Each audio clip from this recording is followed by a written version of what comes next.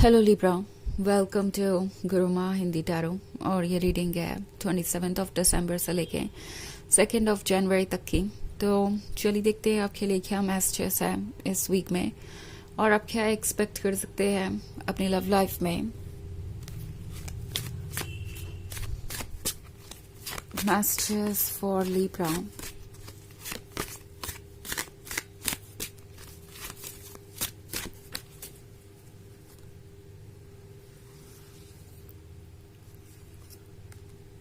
The Horned God, the Witch, King of Chalices, the Crown, and the Lord of Shadows. Okay. So हमारे पास है King of Chalices. King of Chalices एक ऐसे person को दर्शाता है जो शायद बहुत ही प्रॉमिसिंग लग रहा था, बहुत ही लविंग एंड केयरिंग लग रहा था। इनकी बातें बहुत रोमांटिक थी, बहुत समझदार नजर आ रहे थे एंड पॉसिबली इन्होंने आपको ये कमिटमेंट दे दिया था कि आप दोनों शादी करेंगे एंड वो अपने प्रॉमिस को निभाएंगे, हमेशा आपके पास रहेंगे।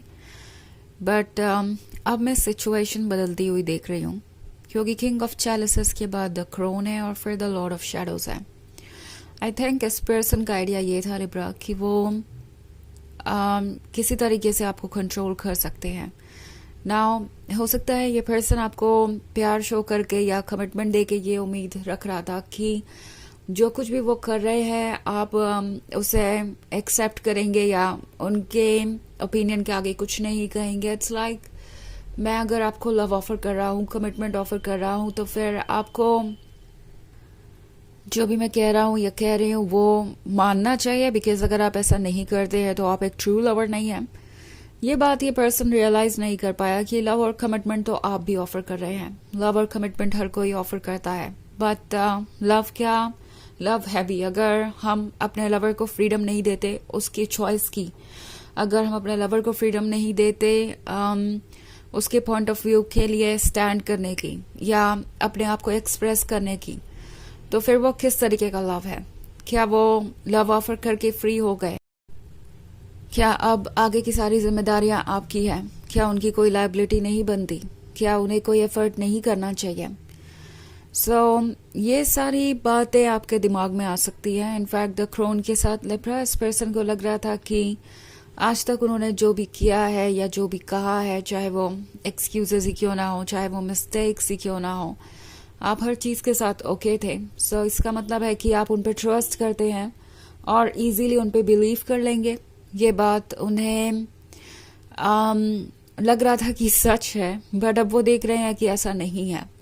और ऐसा तो बिल्कुल भी नहीं है कि आप अपने इमोशन से इतने ज्यादा अटैच्ड हैं कि आप अपने इमोशंस के अकॉर्डिंग ही एक्ट करें। आप फ्री हैं, इंडिपेंडेंटली सोच सकते हैं। और अगर कोई आपको आपका स्पेस नहीं देता है या आपको मैनिपुलेट करता है या आपको अपनी सोच बदलने के लिए कहता है, तो प्रॉब्लम उस पर्सन में है। ओके, तो ये पर्सन रियलाइज कर रहा है कि कितना डिफिकल्ट था ये सब कुछ। और द विच के साथ कहीं ना कहीं ये पर्सन ये महसूस कर रहा है जैसे आपके और उनके बीच दूरी आ चुकी है। आप अपने आप को प्रोटेक्ट कर रहे हैं, आप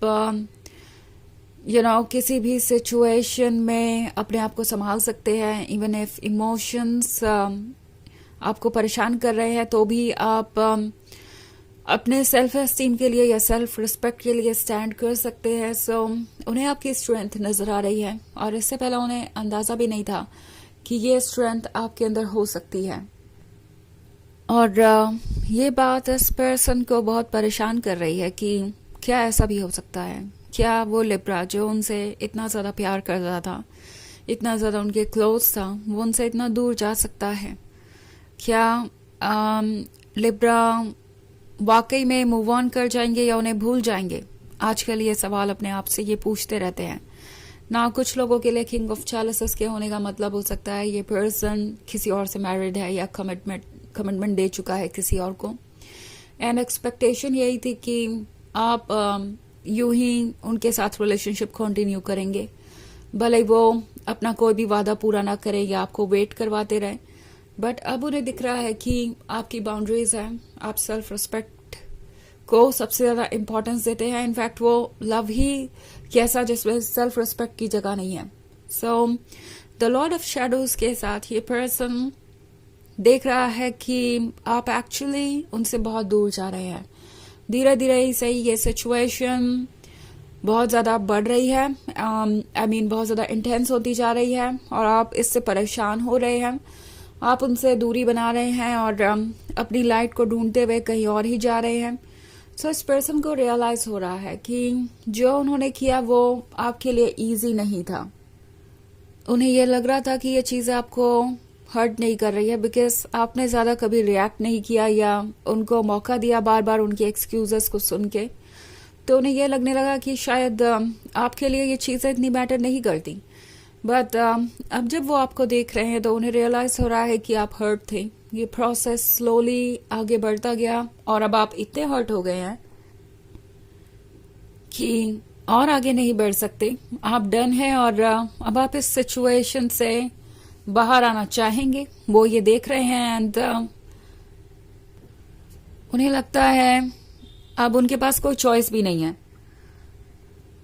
इस डार्कनेस में रहने के सिवाय। वो अपनी जगह स्टक सा महसूस कर रहे हैं। उन्हें नहीं लग रहा कि वो इस सिचुएशन से बाहर आ सकते हैं। सो द हॉन्ट गॉड के साथ लिब्रा टैरो आपसे कह रहा है कि अपने लिए आप स्टैंड करिए, ये बहुत अच्छी बात है। द विच के साथ जो बाउंड्रीज आपको ड्रॉ करनी थी वो आप कर रहे हैं।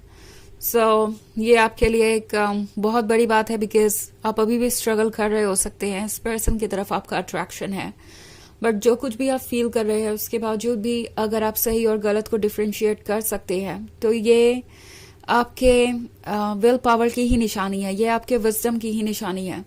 द हॉर्न गॉड आपसे कह रहा है कि अपने इनर सोल को सुनिए, अपनी वॉइसेस को सुनिए और अपने लिए जो अच्छा है वो चूज कीजिए बिकॉज आपके लिए आपकी सोल ही सबसे अच्छा सोचेगी और कोई नहीं। सो आपका टैरो कह रहा है कि आप बिल्कुल सही डायरेक्शन में जा रहे हैं और कंटिन्यू कीजिए अपनी इस हीलिंग की जर्नी को। सो वैसे ये एक जर्नल रीडिंग है तो ये सबसे रेजोनेट नहीं होगी। एनर्जी रिवर्स हो सकती है अगर आप क्रॉस वॉचर हैं। इसके अलावा अगर आप पिछले वीक की रीडिंग देखना चाहें तो उसका लिंक आपको डिस्क्रिप्शन बॉक्स में मिल जाएगा हमेशा की तरह। तो चलिए आगे बढ़ते हैं और देखते हैं और क्या मैसेजेस हैं आपके लिए।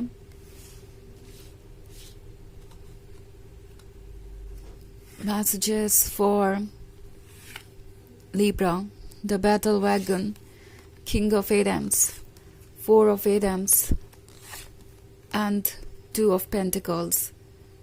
Okay. So, King of Adams के साथ ये पर्सन काफी सरप्राइज है और शॉक्ड भी है और सोच नहीं पा रहा कि वो इस सिचुएशन में करे तो क्या करें। ये पर्सन वैसे अभी भी काफी ईगोसेंट्रिक है और सोच रहे हैं कि शायद उनका जिद करना काम आएगा। अगर वो यूं ही स्टबन बने रहते हैं और आपसे दूरी बनाए रखते हैं या अगर दूरी नहीं है तो मे बी ये पर्सन ऐसा कर सकता है कि वो कुछ वियर्ड बिहेव करने लगे, लाइक वो आप में इंटरेस्टेड नहीं है या आपसे दूरी बना ले वो। ओके, साइलेंस भी आ सकता है। तो उनकी उम्मीद ये रहेगी कि इस तरीके के बिहेवियर से शायद आपकी सोच बदल जाएगी और आप इस रिलेशनशिप में रहेंगे। मे बी वो आपको ये भरोसा दिला सकते हैं कि आप कुछ इंपॉर्टेंट लूज कर रहे हैं, वो भी अपनी ही गलती से। जो भी हुआ उसके लिए आप रिस्पॉन्सिबल हैं। आप उन्हें हर्ट कर रहे हैं बजाय वो आपको हर्ट करने के। ये पर्सन चाहता है कि आपका पर्सपेक्टिव ही बदल जाए।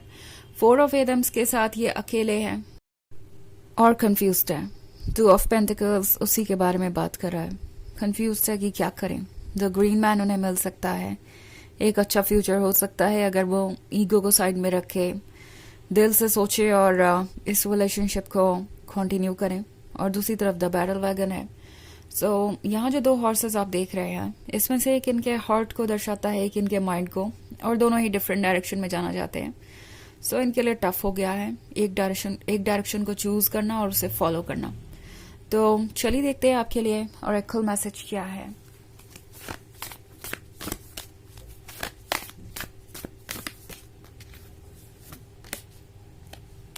आकाशा, your guidance is divinely guided. तो ये कार्ड आपसे कह रहा है कि आपकी जो गाइडेंस है वो यूं ही नहीं है। लाइक आपकी चाहे मन की आवाज आपको गाइड करे, कोई पर्सन जिस पे आप ट्रस्ट करते हैं वो आपको गाइड करे, या आपको लगे कि कोई कोइंसिडेंस बार बार रिपीट हो रहा है, यूनिवर्स किसी तरीके का मैसेज आपको दे रहा है बार बार लोगों के थ्रू, सोशल मीडिया के थ्रू या कहीं से भी, तो इस बात को ट्रस्ट कीजिए कि आपकी सोल की मैसेजेस हैं, आपकी सोल रीच आउट कर रही है इन जरियों के थ्रू, इन मीडियम्स के थ्रू, एंड इस पर आपको फोकस करने की जरूरत है। ओके, सो ट्रस्ट कीजिए अपने इंट्यूशन को और आगे बढ़िए। तो ये है रीडिंग इस वीक की। आई होप आपको अच्छी लगी होगी। Thanks for watching. Till next video, bye.